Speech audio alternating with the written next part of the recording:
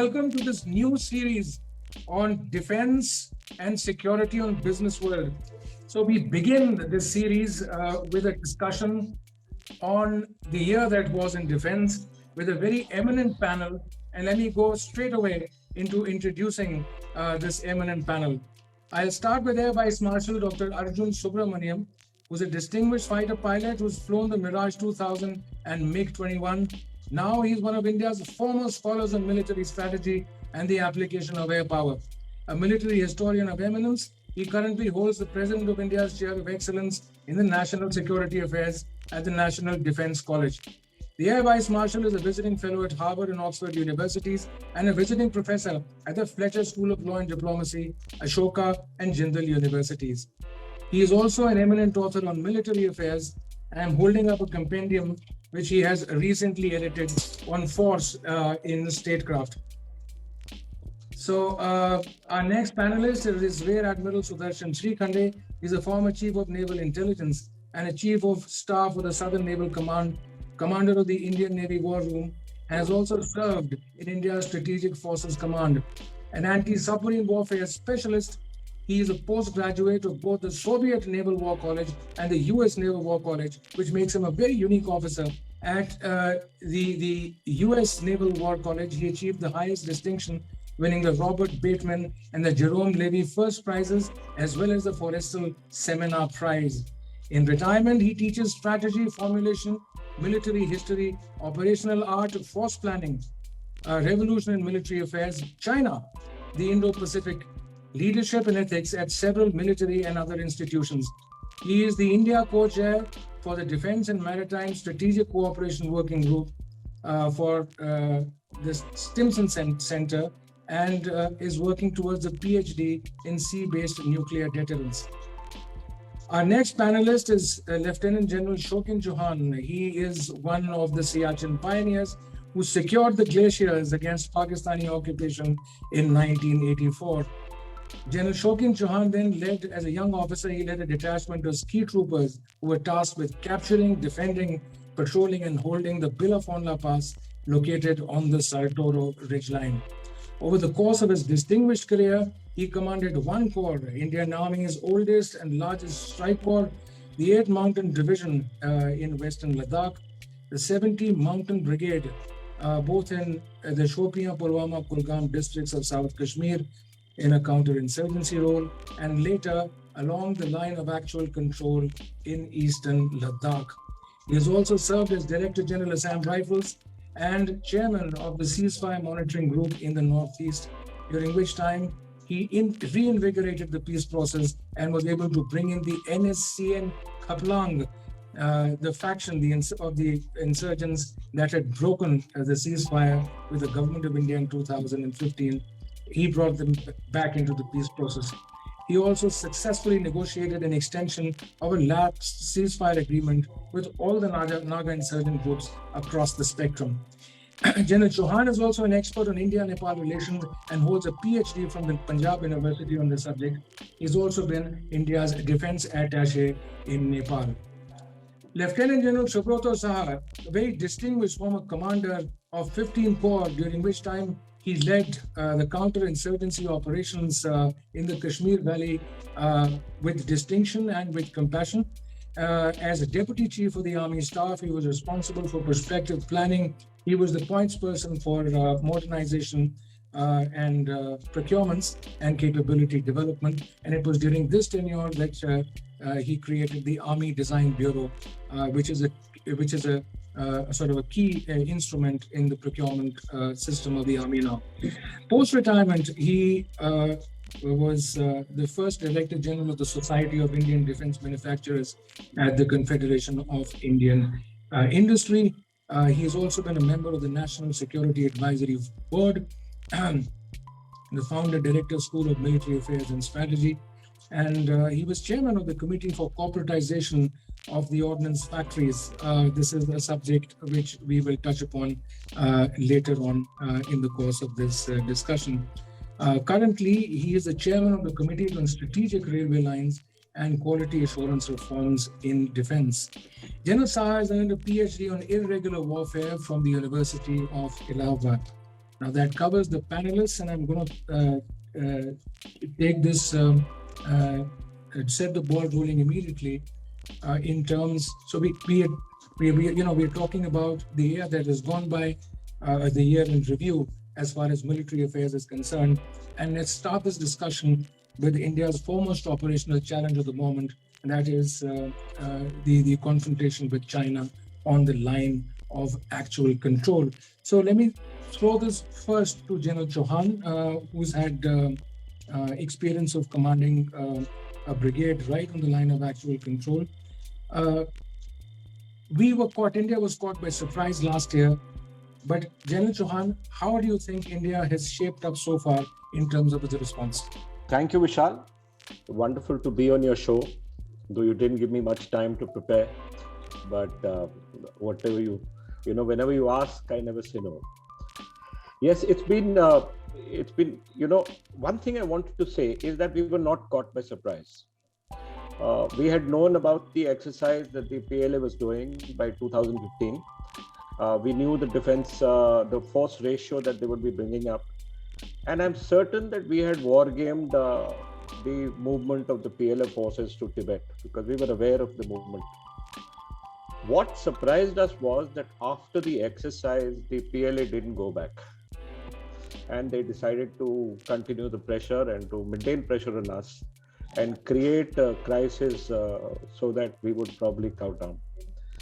The issue with the PLA or with China, since I've dealt with them as a commander of 70 Brigade commanding the forces in East Ladakh, that means from Leh till Demchok, Hanle and all the other places, is that they utilize what is known as, bullying tactics. They try and push you, they try and pressurize you, they try and see whether you're going to react. And based on that, then they formulate the next process. So the first issue of bringing in the force level and, deploying themselves where they were was to put pressure on us to see whether we would acquiesce to their demands of changing the line of actual control. That was the first issue. The second issue was to show that they are the primary force within the region. And basically that also meant reduce the political authority of our Prime Minister. But have they succeeded in doing so, sir? They haven't. Have they succeeded in undermining India's political leadership? They have not succeeded in undermining. I think we handled this exceedingly well. We redeployed, we brought in forces, and we continued to hold those forces. In fact, brought in more forces, as well as sidestepped a couple of reserves to deal with any unforeseen circumstances. Since I was privy to the issues, I can be very clear that the Eastern Army and the Northern Army have redeployed themselves to ensure that no such war or pre-war events like in 1962 happen again. We are well deployed, Vishal. We are well prepared. We have the reserves in position. And the PLA, to my mind, is going to continue to deploy there, continue to try and force us. But I don't think there's any offensive action as far as the PLA is concerned. So in many ways, it's the PLA has not won, it has lost. And if we have not won, we have won. So that's the way it is. Status quo means victory for us. So I'm going to take this to Air Vice Marshal Subramaniam. So he's saying that this is a stalemate and hence this is China hasn't really gained anything. But as we look ahead, what are the thresholds which we need to be very careful about, Air Vice Marshal Subramaniam? At the outset, Vishal, let me make a quick point about a platform like the business world getting together practitioners and talking about national security and defense. And I think it's a wonderful initiative because it's no longer a guns versus butter scenario that we are in. It has to be a guns and butter syndrome. So in that respect, being able to reach out to corporate practitioners and business leaders on national security is something that I think was long overdue. And it all fits into this whole of government approach or whole of society approach towards national security that is very, very important. Now, coming to China, there are three things actually that we need to be careful about. The first is that I think because China pushed us the way they did in the summer of 2020, we've had to quickly recalibrate our approach to China and move from a reactive deterrence posture to a proactive deterrence posture.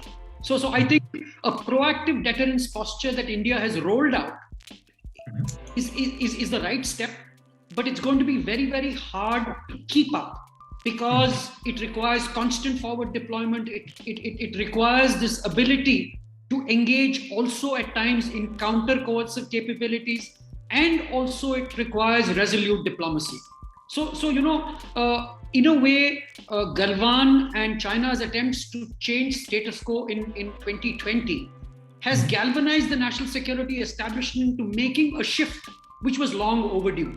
And that shift was reconciling and being comfortable with issues such as proactive deterrence, coercion, and a whole of government approach towards tackling China. But having said that, this shift requires tremendous amount of capability accrual. That capability accrual is something that is a work in progress. And that is what is going to be a challenge in the years ahead.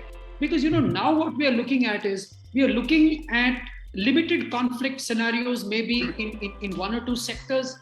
We are looking at engagements that are not going to last for very long, maybe 10-day, 14-day, 21-day engagements. But I think now we've got to make that transition to building capability for the long haul. And I think the steps are being put into place. So I don't think there is cause for alarm against China, because but there is certainly a cause for concern that will we be able to sustain this kind of a forward posture that we've rolled out over the past 1 year. And the last comment I wanted to make as to why this makes sense, and that is that I'd like to bring the Air Force into the picture. Never before in any of our responsive mechanisms to Chinese aggression has Indian Air Force been involved in such a big way. I mean to say, over the last 1 year, the kind of air activity, the number of fighter squadrons who have gained experience over Ladakh and along the line of actual control, the kind of deployment of C-17s, C-130s, the number of tanks that have been lifted onto into Ladakh, all indicates that the Air Force is play a very, very important role in any kind of response should push come to shove as far as the Chinese are concerned. And the last point is that what are we looking vis-a-vis the Chinese? One is that we need to be able to cope with this whole issues of their pushing us in this no war, no peace realm. The Chinese want to win by resorting to all measures short of war. That's what we've got to be ready for. So that's my take on where we are positioned today along the line of actual control vis-a-vis the Chinese. It's a move in the right direction, but it's going to require tremendous amount of resolve to sustain it over a long period of time. So what we've seen so far is really sort of creeping action in the gray area there along the line of actual control, and jockeying around, maneuvering to gain a position of advantage. But if this stalemate continues, it has its own dangers.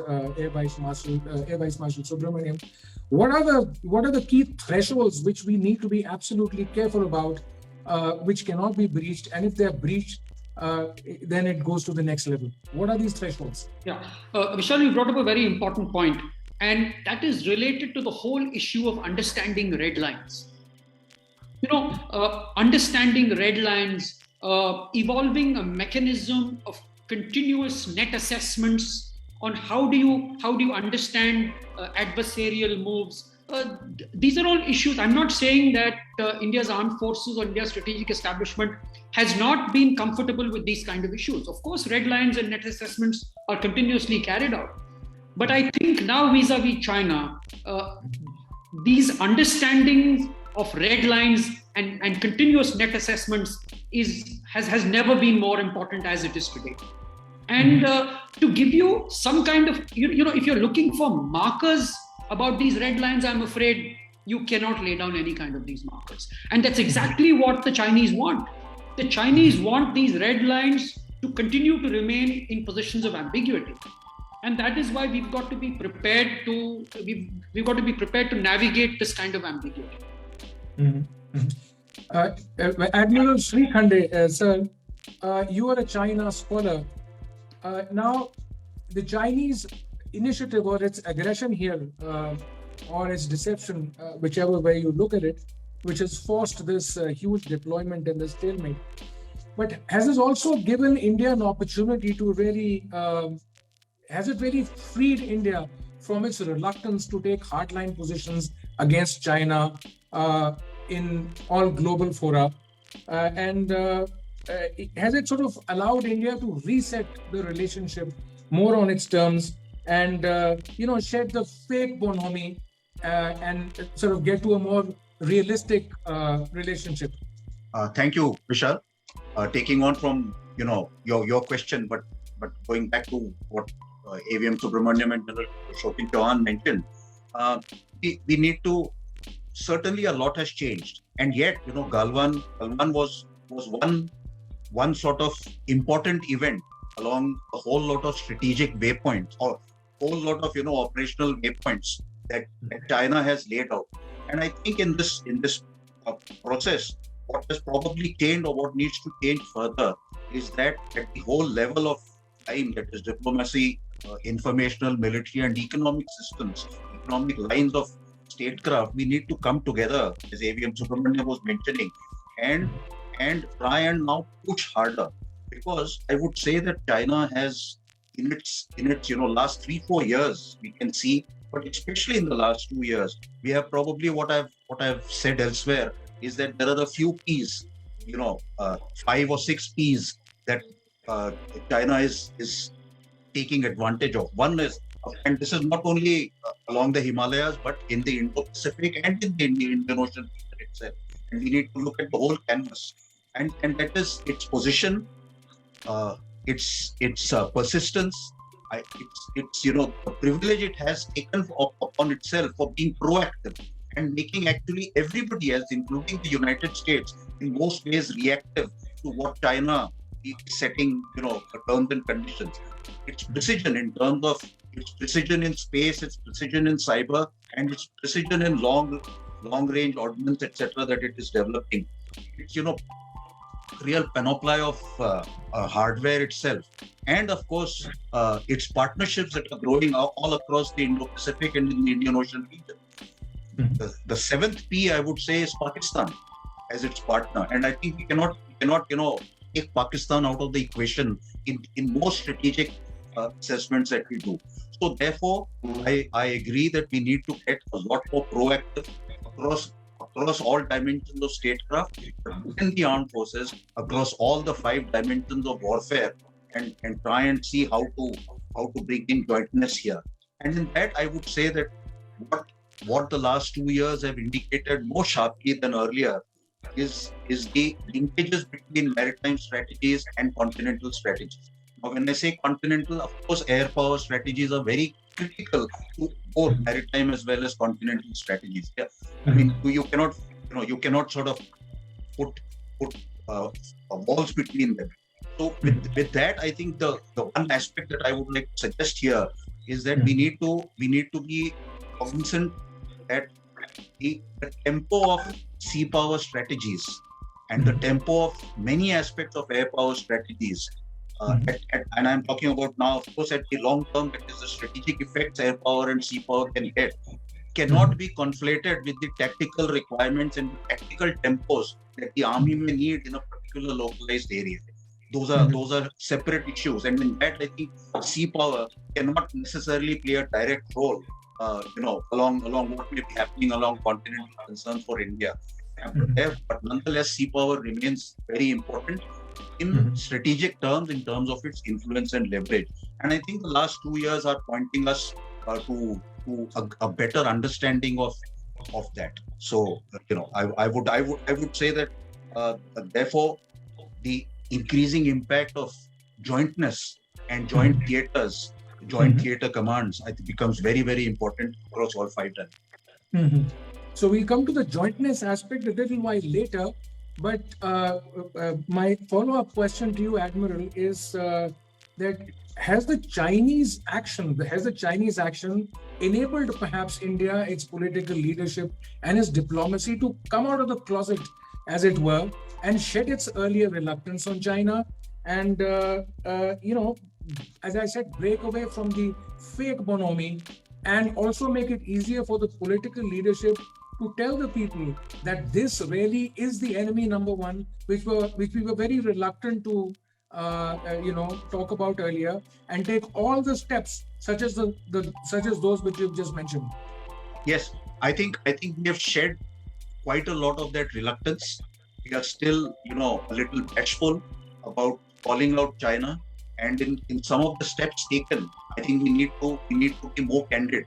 Look at it this way: China never lets a single, quote unquote affront to its core interests pass by without a comment. And that can be even in a seminar if there are some important people taking part in a seminar which has a title debate in it. They object to it, as indeed they have done yesterday. So China has been saying, for instance, you mentioned about diplomatic initiatives, and I think what happened, China probably provided the political and diplomatic glue for the quadrilateral security dialogue, and we have overused the term simply the Quad so much that we've forgotten its full form, the quadrilateral security dialogue. The dialogue has actually moved on to quite a lot of things, and yet at the level of communiques that Quad, summit meetings have pushed out, there still seems to be a reluctance to name China. Quad certainly is a lot more than about China, but it is also about China. And in fact, I would say that emphasizing that part about the Quad will probably increase its relevance and appeal to many IOR countries than in saying that Quad is only about some humanitarian assistance, etc. Because how does it prevent China from saying, we are doing everything that Quad is doing, perhaps doing it better? I mean, that's not true. Certainly the animosity that China has created for itself in the last 2 years is something very significant. And yet, strategically, operationally, and tactically, China is taking a lot more steps to try and overcome some of these drawbacks right in our neighborhood itself, as we have seen in events in the past week itself. I think we need to ramp up diplomatic initiatives. We need to emphasize Sagar a lot more. We need to get Quad to acquire that substance, even as we exercise jointly across all domains of warfare with a lot of security partners around this world. And the maritime arena is a very much a joint arena, helps us carry on a lot of exercises in a multi-dimension. So we need to step this up, but what we've seen over these last 2 years, and particularly over the last year, as in India is shedding its earlier coyness on instruments like the Quad and its strategy on the Indo-Pacific. It's more open about it. So I'm going to take this from here to General Saha, and General Saha, we've seen the Indian Army sort of rebalancing forces. There's a massive deployment there, and they've done very well to dig in. But was this also a failure of anticipation on the part of the Indian military and its planners? Did we not see this coming, particularly in view of several important initiatives taken by the government, including the change of status in Jammu and Kashmir? At this moment in time, for instance, we are, when I'm talking about, say, a failure of anticipation, we are talking about acquiring light tanks, for instance. Could this have been thought about earlier? Is this too post facto, General Saha? Thanks, Vishal, for this opportunity, and in fact, organizing a program like this, as Arjun was also bringing out, I think that's important. I guess part of your question has already been answered by Shokin. Okay, so before I come to the question proper, let me just add a few points, because for the first time we are seeing the spectrum of warfare enlarging, and I say it on purpose because in 2020 we saw a conflict with medieval weapons, and now we're seeing more unmanned ground, aerial, all kinds of vehicles. So if you the spectrum in that sense has expanded. So, well, will you ask that, did you not anticipate a fight with medieval weapons? You're perfectly, it's a legitimate question. So you are prepared for multiple contingencies. You are preparing for multiple scenarios. Okay. Now the corps which, for example, Shokin has commanded has now been rebalanced for the northern borders. Could this have been 10 years earlier? By all means. And for long we have heard your deployment of heavy artillery there, talk of and armored and talk of light tanks. So this was the context I'm saying that were we quite a little unprepared, given that this could have been anticipated. So you see the range of equipment that you require. By and large, we were trying a policy of trying to use the same equipment everywhere, right? Absolutely. We are going in for a little more refinement to that, to see how can you make some of your, weapon systems more theater-oriented. In fact, I studied on that only towards the end of last year. So the point which I'm trying to make is, you can ask the same thing about the tanks that we got from Korea and now being manufactured by L&T, the K9. Now the K9 is also being modified for application in the high altitude. So, these kind of adaptations are a part of the process. But the point that you're making, that okay, could we not have procured light tanks earlier? So the is also evolving as we are seeing patterns of our relationship with countries. I mean, at the national level now become so assertive to state that you cannot, detach the relationship on the economic side. Yes, Different kind of a relationship on the. So it is a process of evolution that is happening right from the top. The other thing is, because of the kind of resistance that we have offered, have not given us a better place in the geopolitical, scheme of we are seeing. Rear Admiral Sudharshan was talking about the Quad. Yes. Can you lose sight of the fact that President Putin, the only other place that he has come out from Moscow was to Delhi. So it did not place you in a much better position. Okay. So in a sense, we are getting to a situation of being not only a well, shall we say, aligned power, we are also becoming a good balancing power. And this round, it is not as if it is being imposed on us. We are making very distinct choices and moving in that direction. So as you see these kind of changes, obviously you will see a difference in the equipment profiling, in the systems profiling that we are going to do for our forces. But that being said, even as we prepare, I agree with you to one extent that yes, in terms of the infrastructural development, particularly the communication infrastructure, we are certainly lagging behind. And the pace at which China is developing infrastructure in Tibet, we have a long way to go. And it is not an easy one because we know what the terrain conditions are like. The second that I think while we are doing well with Quad, while we are doing well with Moscow, I think we need to focus a lot more on our immediate neighborhood. Admiral spoke about China and Pakistan, but I think at the same time, we need to be very, very concerned about what's happening in Bhutan. In fact, he has just announced a visit to Sri Lanka and Maldives, and happening in Nepal, we are all aware of that. So I think immediate neighborhood is also going to be very, very critical in this contest or conflict as we face today. So how would you respond to the criticism that the Indian posture on the line of actual control is ultra defensive, that the Chinese have imposed this defensive posture and these costs on you?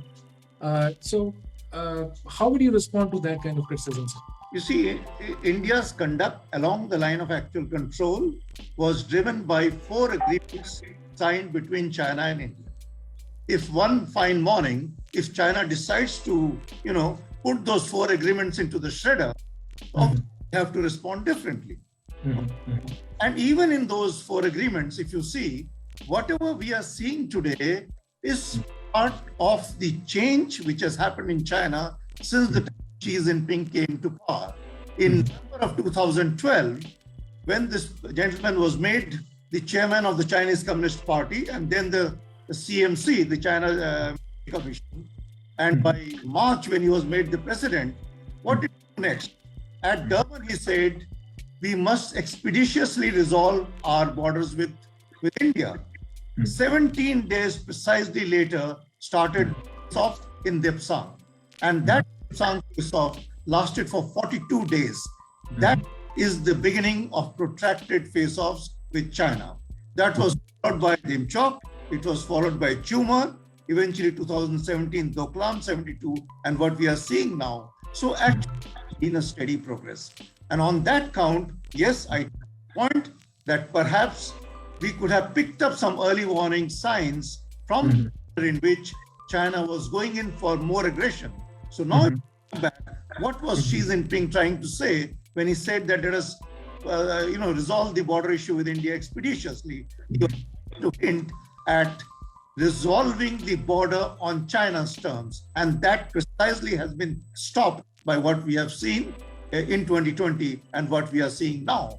If you see the reports which have come out almost simultaneously from Times of India as well as The Guardian in UK, both are talking about, machine gun mounted robots being brought into Tibet because the PLA is not being able to withstand the rigors of the weather and the climate.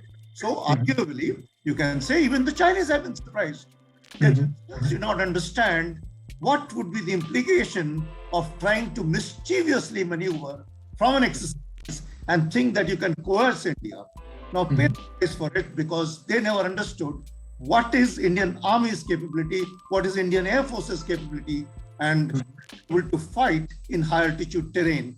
I would imagine a country that studied the US or the NATO actions in the Gulf and did kind of revolution of their own military affairs. It is a shame that they do not study the way we gave it to the Pakistanis in Kargil. They would have known what is the resilience and strength of this country in high altitude and cold warfare. So the very firm Indian response seems to have surprised the Chinese and seems to have stopped them in their tracks. So let's move to a different subject, sir, and that is, of course, the biggest reforms in India's higher defense management under the setup of the Chief of Defense Staff. This month, the incumbent Chief of Defense Staff, General Bipin Rawat, he died tragically in a terrible accident. But that also, again, his passing away focused attention once again on the state of reforms and the big push for theaterization and jointness amongst the armed forces. So let me take this back to Admiral Shrikhande. Admiral Shrikhande, the Chief of Defense Staff, General Bipin Rawat, he died tragically on the 8th of December.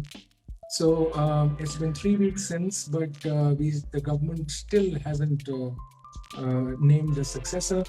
Are you surprised? Are you surprised that the government hasn't named a successor so far? I'm not particularly surprised. It is up to the government to take these decisions. But it's not as if in its absence, there is a huge void or a vacuum. Certainly, nothing like that has happened. We've had a CDS for nearly 2 years. Before that, for 21 years, it was just at 20 years, it was at the proposal stage. And there has Eminent Chiefs of Staff Committee has been appointed who would be doing, I'm not wrong, all of the roles that the CDS was also doing. And I suppose in due course, a more permanent arrangement will be made by the government. And this kind of sort of interim arrangements or some kind of gaps have occurred in various walks of life. in the life of a nation and a government, not only in the armed forces. So I would not put too fine a point on this. What is important, of course, is to continue on the reforms and start putting them in place, and also that some of the proposals that were on the anvil now need also a tweaking, as it were, and the changes that are required. No aspect of jointness can be etched in stone or was ever intended to be etched in stone. I mean, the one thing that we need to be is flexible about all of these things, because inflexibility at the strategic level of jointness itself will be a debilitating thing. Having said that, there are structures that are required. Many aspects have been discussed. The services are working on them, and in this matter, I mean, I can say that the Navy has more clearly accepted the eventual transition from to have the service chiefs who were sort of operational commanders in chief of their service to move to a raise, train, and sustain function, and the maritime theatre gets set up. So, in terms of the maritime theatre, also the Eastern and Western Naval Command, along with various other components from the other services, will be combined. In a sense, as things stand now, the Chief of Naval Staff was, as such, the Commander-in-Chief of both the Naval Commanders-in-Chief of the Eastern Naval Command and Western Naval Command. So I would say that at the level of the CNS, the maritime theatre was operated and commanded as one theatre. Now that will shift to a theatre commander-in-chief, who eventually the CDS will exercise military command through the joint structures and the joint planning. So I think it's an exercise in progress. Yeah, so the Navy is very supportive of the process of theaterization, and in fact, the current Navy chief, the new Navy chief, Admiral Hari Kumar, was General Rawat's deputy when the early blueprint for theaterization and jointness when they were being drafted, and he is seen as someone who understands the mandate very well. Let me take this to General Shokin Chauhan, and let's return to the personality of General Rawat, who was the face, of this reform. Now, again, I would come back to the reluctance of the government. General Rawat was in a unique position. Now, while the reforms, the ownership of these reforms is with the political authority, it carried the stamp of the Prime Minister on it. But again, the implementer was General Rawat, and he enjoyed the complete confidence and support of the government in implementing or enforcing these reforms. So, as you look ahead, General Chauhan, why do we sense a reluctance on the part of the government to name a successor? Vishal, firstly, it's unfortunate that we lost General Bipin at the height of the point at which he was coordinating and pushing these reforms. But these reforms are well known to us, the process is well known to us, and known to all the three service chiefs. And all are on board to ensure that we finally get the theaterization and the jointness that we are looking for in operating together. There's absolutely no doubt. General Subrata has also been a deputy chief in the army headquarters. So we're all very clear about these reforms. And we're all very clear that these reforms have to be done. Should the next CDS also be from the army, or should it rotate amongst the services? Vishal, that's irrelevant. I will not put my finger in and say that only the army can do it, or only the Air Force can do it, or only the Navy can do it. You mentioned two things. You mentioned the fact that General Bipin had the confidence of the Prime Minister, and that he would be able to push through these reforms and get the Prime Minister to agree that these reforms were necessary, both at the service level and at the political level. The government taking its time to find out who the next CDS should be is a good thing. They are putting their minds together, they're finding a person acceptable at both levels. And they're also ensuring that the three chiefs get their heads together and push these reforms in the manner that we want them to do. All three services are absolutely important. All three services need to be together. And we had a process in the beginning. We had the Chairman, Joint Chiefs of Staff, and General Bipin became the Chief of Defence Staff. So I don't see a problem here, Vishal. I don't see a problem with the delay. I don't see a problem in the movement of the reforms. And I don't see a problem in the government taking its time to choose, because it needs to see and who they can finally get to push forward these issues. So I'm going to take this to Air Vice Marshal Subramaniam, and let's take this discussion to the fact that whether are these services ready? Are all the services ready for such far-reaching reforms? In the past, we have seen a reluctance on the part of the Air Force, and they've often seen theaterization and the concept of theaterization in existential terms. They've been sort of very suspicious about it, and while they are supporting jointness and joint operations and joint planning, but they've also been saying that we need not restructure for jointness. So can you explain the reservation of the Air Force, Air Vice Marshal Subramaniam? Yeah, let me put on my historian's hat and say that air forces across the world are the youngest of the three services. Yes. And progress in the capacity and capability of aerial platforms to deliver effects across mediums has increased exponentially, which means to say air power has impacted not only land warfare, but it's impacted maritime warfare, and it's fought in the air. So unlike maritime forces, which are reasonably sanguine and comfortable that there can be no compromise on their core competencies, and which is why Sudarshan has also brought out very directly that the Indian Navy has very little reservations about the current model of theaterization. It is because of of an understanding that the maritime domain is secure. The same issue is an issue as far as air forces across the world are concerned, because air forces across the world are apprehensive about their core competencies being eroded. And the two major points that the Air Force has always brought about is that the Air Force is per se not against integration. The Air Force per se is not against synergy. The Air Force is all for jointness, and it has manifested itself in most of our conflicts.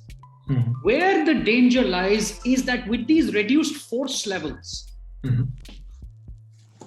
will parceling the existing air resources into penny packets, will it allow the Indian Air Force to retain the same operational cutting edge that it is able to bring to the platform today? So the two main reservations or the two main apprehensions of the Air Force are, one is that a fear of an erosion in core competencies, and the second is how do you distribute scarce and expensive assets and not get dilute their operational impact? So I'm not saying that the Indian Air Force is against theaterization. All I'm saying is that we need to look at the concepts of integration and theaterization exclusively from an Indian context. How do you fit in theaters in an Indian concept? Is it going to be threat-based or is it going to be capability-based? So I, for one, do know that there are several working groups that are at work right now in order to ensure that the process of integration kick-started by General Rawat and over the last 2 years doesn't get stalled. And I'm also reasonably sure that over the next couple of years that we will find an Indian way to integration and jointness.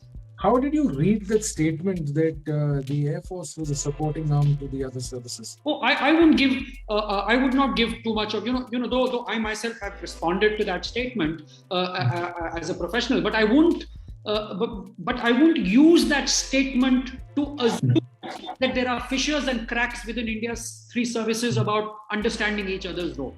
So I won't attach so much of importance to that statement because it actually doesn't convey what the other services understand or know about air power? See, as we've just spoken, that the push for these reforms and theaterization is coming from the political authority, and there is a stamp of Prime Minister Modi on it. Now, but does the Air Force sense a danger to its status as an equal force? And could it also fear that in higher ranks, the number of posts that it has in higher ranks could reduce dramatically if theaterization happens? I think from what little I've understood is that the Air Force must come out of this siege mentality. Okay, and I think today the Air Force understands that integration is something that is around the corner. So I don't think there is any insecurity anymore. The Air Force leadership, I think, is reasonably confident of saying that, look, everyone understands what we bring to the table. Therefore, there is also an understanding that the leadership will be fair when it comes to assigning competencies, leadership roles. And I don't think look, Vishal, tough wars will always take place. If anybody says that tough wars do not continue even in the United States, they're talking through their hat. So tough wars will continue whether there are theaters or not. Yes. And tough wars only increase the extent of dialogue between the three services to understand one another. So if there are no tough wars, that means I think there's something wrong. So, is the delay in appointment of a new chief of defense staff, could this be a result of turf wars playing out and the government taking cognizance of it? No, I don't think so. I don't think it's because of turf wars. It is basically the government is just being deliberate because it understands that the post of the CDS is an important one. And they want to ensure that whoever is put in the slot will be able to push through reform. And I'm quite convinced that reform and transformation is the single point agenda of this particular government. So while the Army chief is widely seen as the front runner for being considered for the post of Chief of Defense Staff, do you think, in view of the background of the new Navy chief having been a deputy to General Rawat, and having sort of been co-opted in that process and the early blueprints, do you think he could be someone the government could look at should it decide to look beyond the Army chief? Well, Vishal, I know you're trying to get one of us to sort of spell out, but I think it remains in the realm of speculation. I think this is such a top-level strategic decision that I think one must respect the need to reflect and take a decision right at the very top. So I don't think, speaking for myself, I do not think that I'm in a position or I'm competent enough to comment on whether it should be somebody else or whether it should be X, Y, or Z.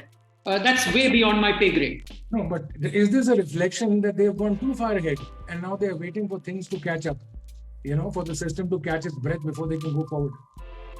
No, I don't think so. I don't think they're out of breath.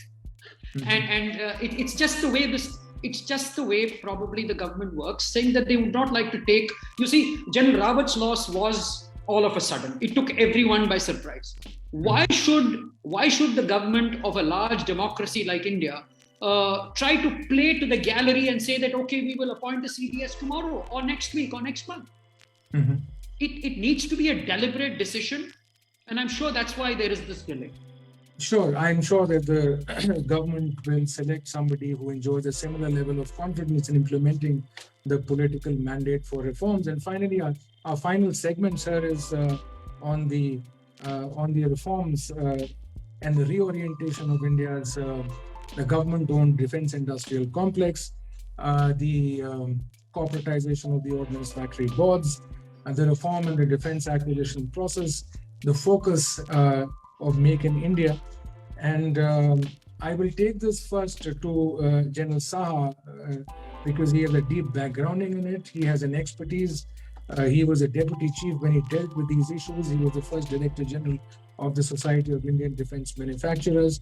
And General Saha, a lot has been done by the government in terms of policy for Make in India. But why is there still an impression that things are still not happening as far as Make in India or Atmanirbhar Bharat is concerned? General Saha. Vishal, you see, this is a subject. Yes, I agree with you. It can be faster, but that speed will come with its own implications. Mhm.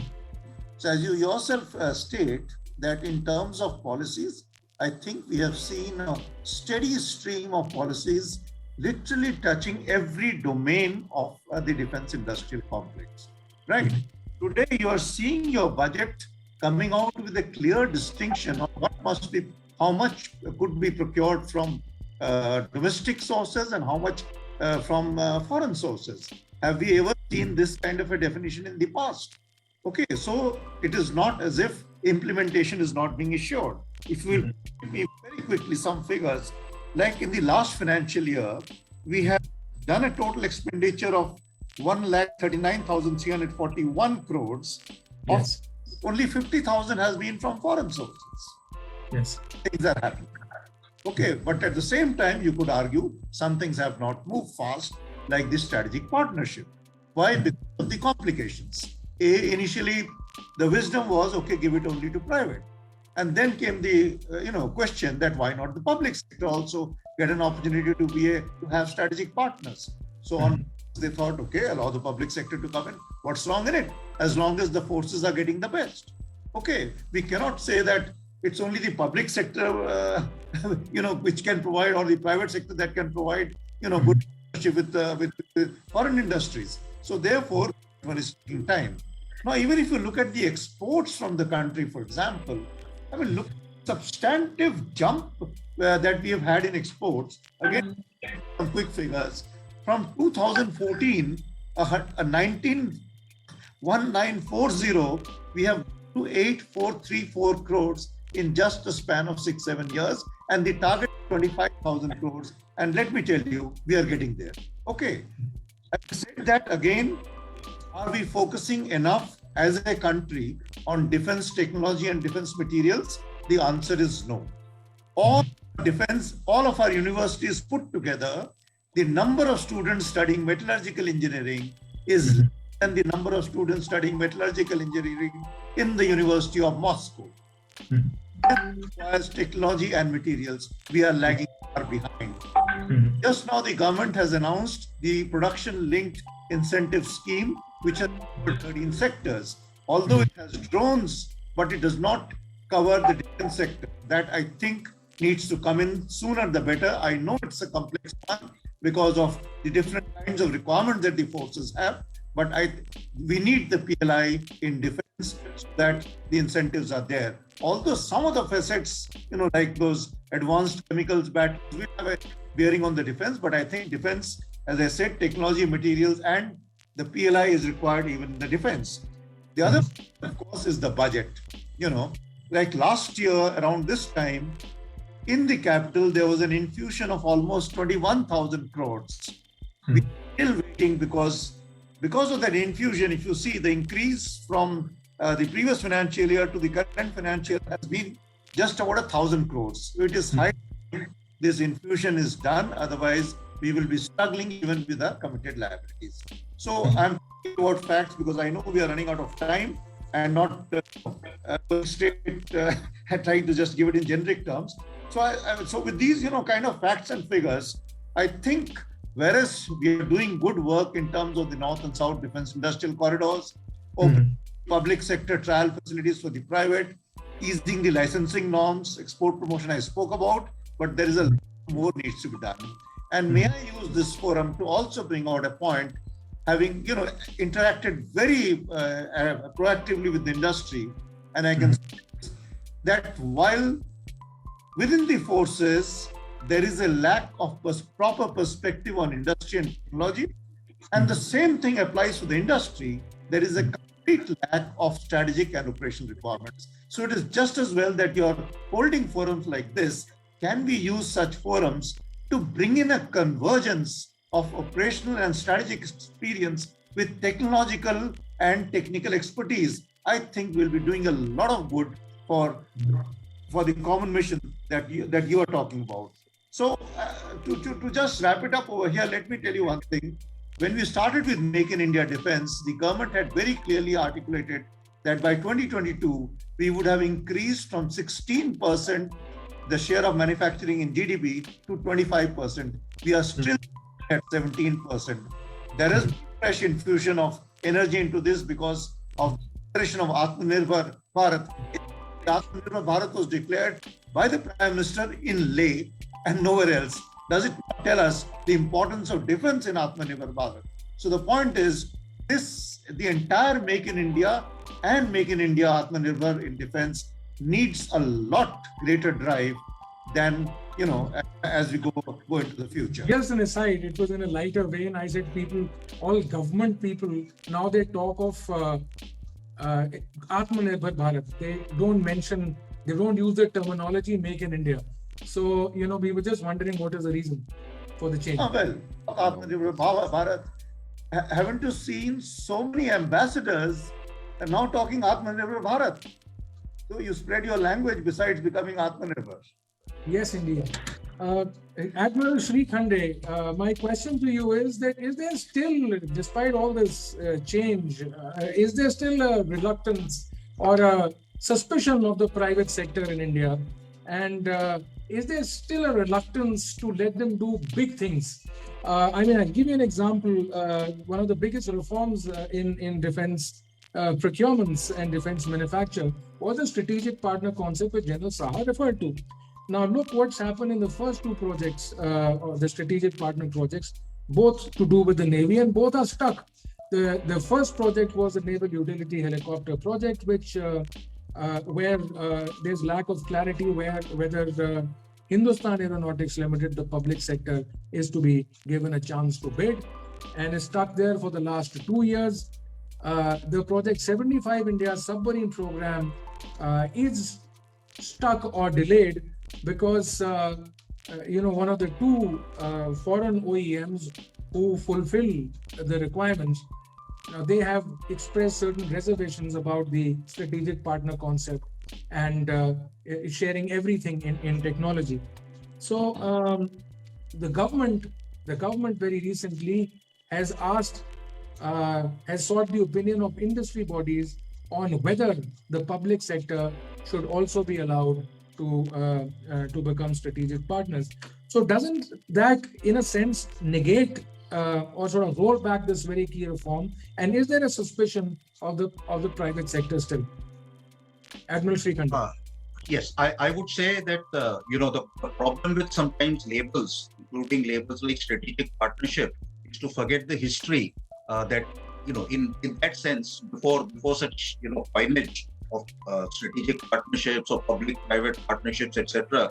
Actually, the Navy was doing very significant strategic partnerships with many private companies without this limitation or constraint that labels bring. And I can give you an example of the ATV project, where private companies, DRDO, the Navy itself was deeply involved and meshed with each other.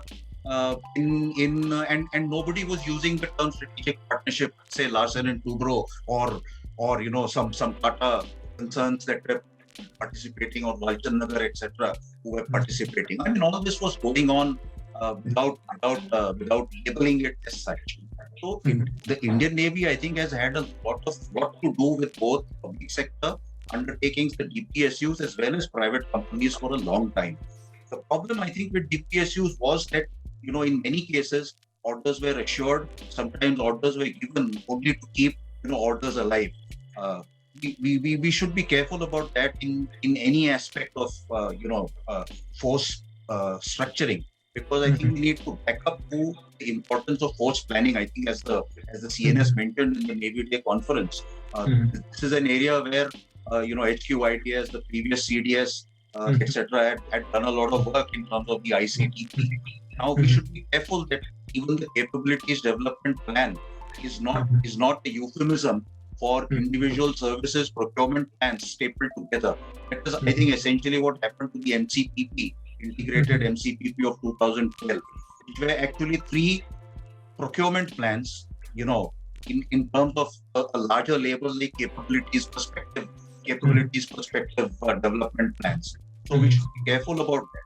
Therefore, I think it is right that that the HQ IDS and the CDS and service chiefs in a collegiate fashion are now looking at force planning. And then coming to force structuring, and thereafter force acquisition is actually a process-driven, procedure-driven, almost a checkoff list-driven aspect.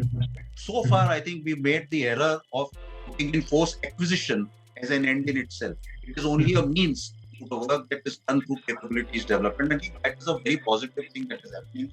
We need to do that in a more joint manner itself. So second, in terms of the label, I think Atmanirbhar is just, Hindi for self-reliant. I mean, most major countries in this world have been self-reliant for their arms. So what's the big deal if India wants to become self-reliant?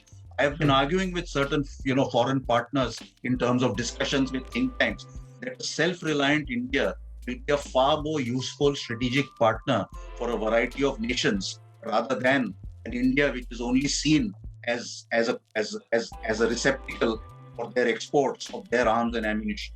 So I think we need to change that, and I think the Navy also needs to now put in a lot more into aircraft indigenization, into the move and fight dimensions of what we call the float, move, and fight. So in float, I think we have reached a very high level. In fly, fight, and move, that is propulsion system, we need to do a lot. And I think similar problems beset the Air Force as well as the Army in many ways. So Atmanirbharta is very good. It needs to go beyond slogans, beyond labels, and we need not forget the past that got us up to this point with all its achievement and all its limitations and problems. General Chauhan, the L&T facility has manufactured 100 K9 Vajra tracked guns, howitzer guns. And now the facility, this production line is lying vacant. Do you think we need to be better organized and planned about this? I mean, surely the Army needs more guns.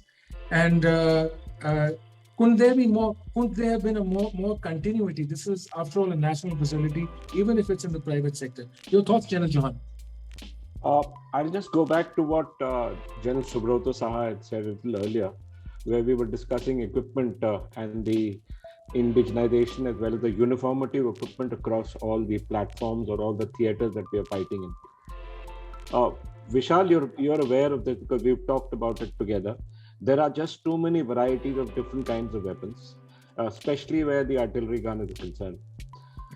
We need to standardize equipment. We need to ensure that equipment across all levels fires the same kind of ammunition, is capable of being deployed in all theaters. And with that, keeping with that in mind, the Vajra has proved to be an extremely versatile weapon. And yes, I agree that we need to go ahead with this. We need to start indigenizing everything about the Vajra. And we need to also start indigenizing the ammunition platform, the fuses, those platforms. We need to ensure that all theaters and all aspects of where we're going to deploy this weapon are made in India, so that we are not held to ransom at a date when we actually really need this weapon. We don't need more types of weapons, Vishal. We need one kind of equipment, but we need it capable and versatile enough to be deployed in all theaters of war and in all situations. That's a point very well made, sir. We've run out of time completely, and I'll give the final word to Air Vice Marshal Subramaniam.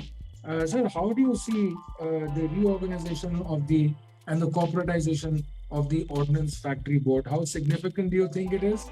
And do you think that they really become market oriented? Vishal, I'm not much of a, production and indigenization sort of expert. So I think General Saha will be the best person to take on this issue of the OFB. So it's a little out of my comfort zone, I'll be honest. So let's give the last word to General Saha. How significant, General Saha, is the corporatization of the Ordnance Factory Board? It is very significant from the point of view of the necessity of this reform. how significant it is going to be in terms of output will depend on how well it is implemented. Okay, from what was recommended, there are already some changes because of practical requirements, and there are practical requirements when you choose as a country to follow a certain kind of governance in your system. So now that it has been implemented the way it has, how well are we going to transform the way we want it is what is going to be the ultimate decisive factor. Allow just a few seconds to tell you, now for example, our ammunition today being manufactured, the components are being manufactured over 700, 800,000 plus kilometers, and then they get integrated at one place. The costs are very, very high. If you were to compare this with some of the private sector facilities that have come up now, the entire ecosystem has to come around it. This is true in every country. So unless until this reform translates into such changes as we go into the future, we will always keep answering this question: did we do the right thing? So let me end by what I started. Necessity-wise, extremely significant. Output-wise, let's see how well we implement it. That's a great note to wrap up this discussion. Thank you all very much for having graced this webinar. And we're going to have many more of these in future. And we're ending off now and wishing all of you a very happy and a safe New Year 2022. Thank you all, gentlemen. Thank you. Thank you very much. Wish all of you a very happy New Year. Happy New Year, Thank you. everybody. Thank you. All the best to everybody.